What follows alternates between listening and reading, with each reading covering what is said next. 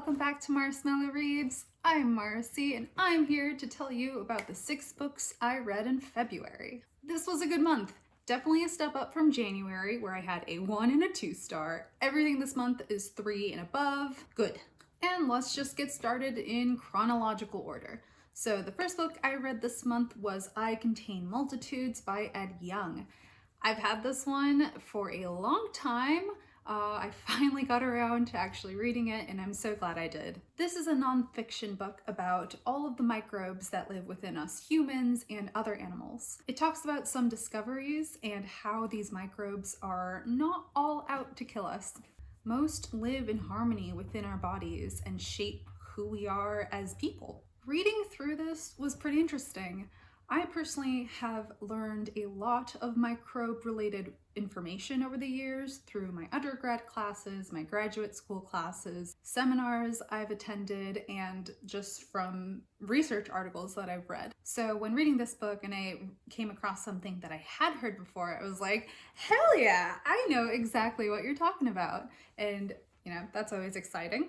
And then I would also get excited about reading the new stuff that I may have just heard tiny bit about, or maybe not at all. I will say, I don't think you need a background in microbiology to enjoy this book. I think Yong does a pretty good job introducing these concepts with non-scientist readers in mind. There were a few sections that I felt dragged a little bit, but that's, I think, only because I've heard these things so often that I just was like, yeah, I get it, let's move on. They're the kinds of things you would hear in the introduction to metabolomics talks, to natural products talks, like stuff that I have heard over and over again over the years, but maybe for a lot of readers it's their first time. So I don't consider this a negative, it's just, something I experienced. I think that kind of stuff is what makes this an accessible read. And that's great! I love the idea of people outside of this field learning about and getting excited about microbes. Okay, let's get into some of my favorite topics covered in this book. The personalized microbe therapy sounds really cool. Like, ooh, your gut is acting wonky. Let's get you some new Bacteroides fragilis in you, or whatever. And genetically engineering new microbes altogether is pretty sci-fi and cool. Like, you would take all sorts of individually beneficial genes from a variety of different bacteria and stitch them together into a singular bacterium and make it into this super probiotic. How exactly that would work out and how effective that would be, who knows, but I think it's a pretty interesting idea to follow down, research-wise. Ooh, okay. One thing I hadn't thought too much about before this book was the problem with sterilizing hospital rooms.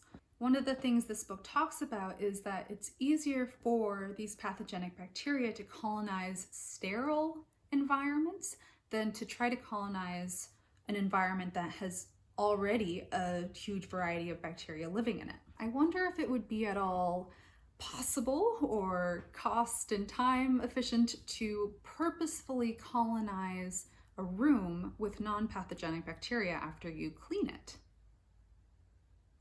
Probably not, but it's an interesting thing to think about. One last point for this one. Diversity in all areas of capital L life is good. I gave this one a 4 out of 5 stars. Let me grab this next one. Damn. Okay, this next one is The Electric State by Simon Stålenhag.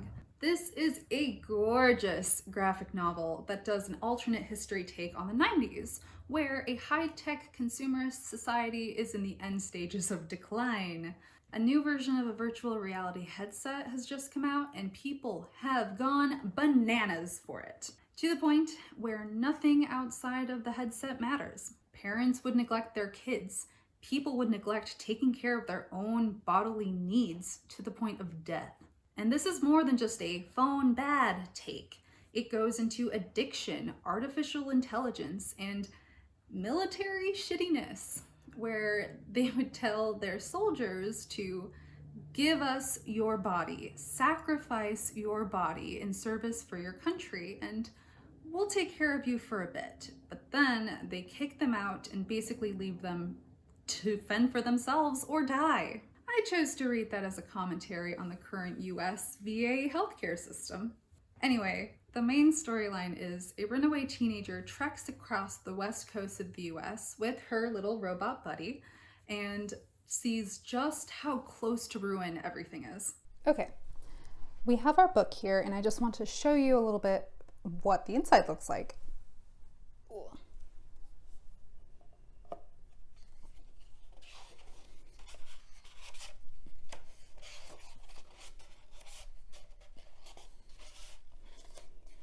Okay, so look at this ad. Very 90s. This is an advertisement for the new virtual headset that I guess just came out in this story. And there's just something about it that is so immersive that is driving people to abandon their real life realities and dive into these virtual realities and forsake everything else.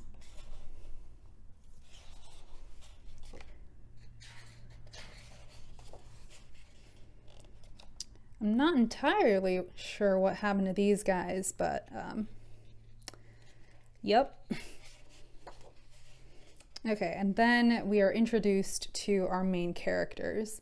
So it's the teenage girl and her robot bud, and they're on a mission. She has a shotgun.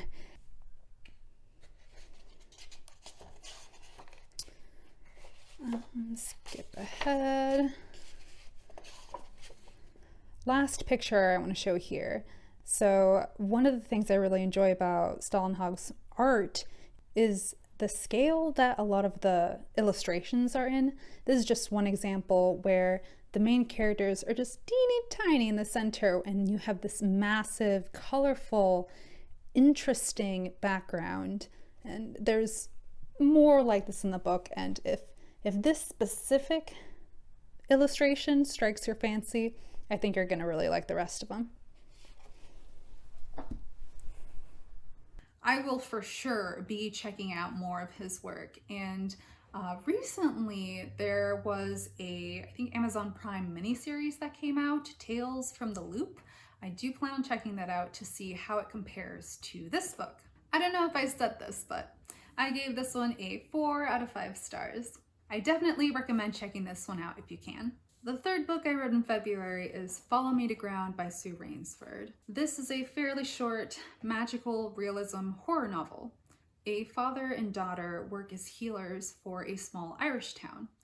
The daughter starts a relationship with one of the men from the town, and her father does not approve. At first, it sounds like a story that you've heard before. The daughter and her boyfriend start talking about running away and starting a new life together. But the more you learn about them, the clearer it is that this story is not quite what you expect it to be. I really liked the atmosphere Sue Rainsford developed in this story. It's like dark and magical, kind of witchy, and I did enjoy the tale's conclusion. There are some dark elements to this, just nothing I would say is like full on trigger warning, but like it does get into some serious topics. I keep going back and forth with 3 and 4 stars on this one. I think I'm gonna stick to a 3 out of 5 stars. Now for a book that absolutely has a laundry list of trigger warnings. Earthlings by Sayaka Murata. I have some questions. I basically went into this book blind. Here is what I knew about the basic storyline for this one. A woman has struggled to fit into society all her life and believes the reason for this is because she is an alien. It sounds interesting, right? Well, I had no idea that there was so much more to it than that. Trigger warnings for incest, pedophilia, child abuse, sexual abuse of a child, murder, and cannibalism. Yeah, it's a lot. I did not expect it. This is one of the times where going in blind has bitten me in the butt. I am not one to shy away from these sorts of topics, but this specific book was just not for me.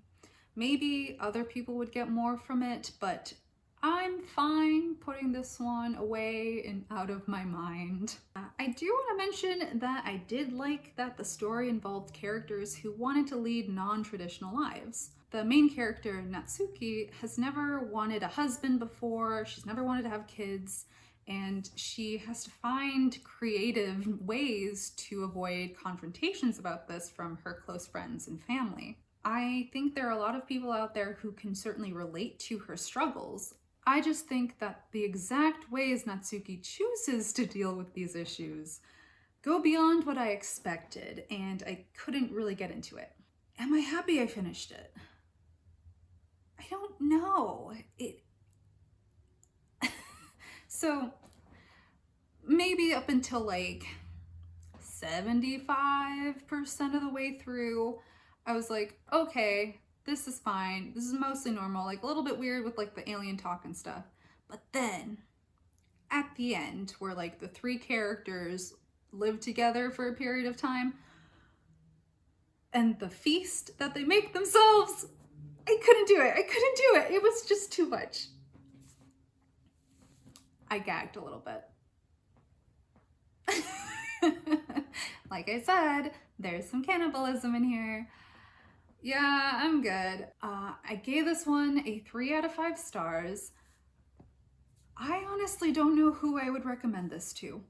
Okay, the next book I read in February was The Family Upstairs by Lisa Jewell. This one is a mystery novel involving Libby, a young woman who finally finds out who her birth parents are on her 25th birthday. She also finds out a couple other things. Number 1, she has inherited an abandoned mansion in the fancy London neighborhood of Chelsea. Number 2, she was found alone and crying in her crib with 3 dead bodies in the living room. 2 of the bodies were of her parents, and the third was of this mystery man who was never identified. The police believe their deaths were cult-related.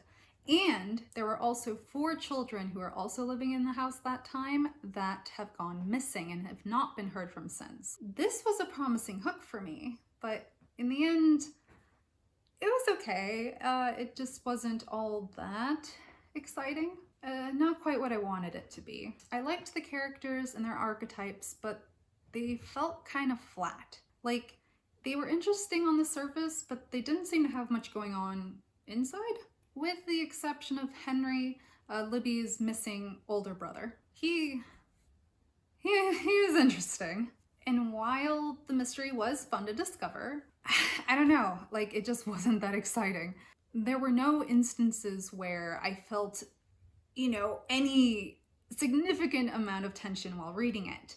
Like, there is a short bit where Libby and one of her friends are being trapped somewhere by a person, but almost immediately they get let out and the whole situation is resolved. So yeah, it was fine. I gave it a 3 out of 5 stars. If you want to hear more of my thoughts on this one, you can go ahead and check out my Thrills and Chills vlog from a couple weeks ago. Okay, and the last book I read in February was 6 Weeks by Mur Lafferty. I really enjoyed this one. I also made a reading vlog for this one. It does not contain any spoilers. The other one had some mild spoilers. So you can check this vlog out whenever you want. This one is another mystery, but this time in a sci-fi setting, in space. There are 6 clones/astronauts who are in charge of and make up the crew of this generation ship who has left Earth and is on its way to its new home planet. Partway through the trip, the crew wake up in new clone bodies to discover that their previous bodies have been murdered. They also run into a few other major problems. They are missing several decades worth of memories, which does not happen when you die as a clone. You wake up with basically up into the minute you're dead worth of memories. The ship's artificial intelligence that's like running the thing is also missing memories. And the cloning facilities have been sabotaged, which means If they die in these bodies, they die forever because their mind maps have been corrupted. And to top it all off, if they die, that means the 2,500 sleeping human passengers on this ship also die. Yeah, like I said, I really enjoyed reading this one. Not only was the mystery intriguing, it also had a satisfying payoff. Plus, the characters were compelling and they had interesting backstories to discover. And I really enjoyed the ethical questions brought up by the book regarding clone ethics. What rights do clones have compared to humans? How does self-inheritance work? Is killing a clone still considered murder? Quite fun. If you have any other clone-related sci-fi recommendations, please leave them down below in the comments. Yeah, I gave this one a 4 out of 5 stars. Definitely recommend it to basically everyone. All right, that concludes everything I read in February. If you enjoyed this video, go ahead and give it a thumbs up. If you really enjoyed this video, please consider subscribing to my channel. I post every Thursday with maybe every so often some overflow on Saturdays. And that's it. I will see you all in the next one. Bye!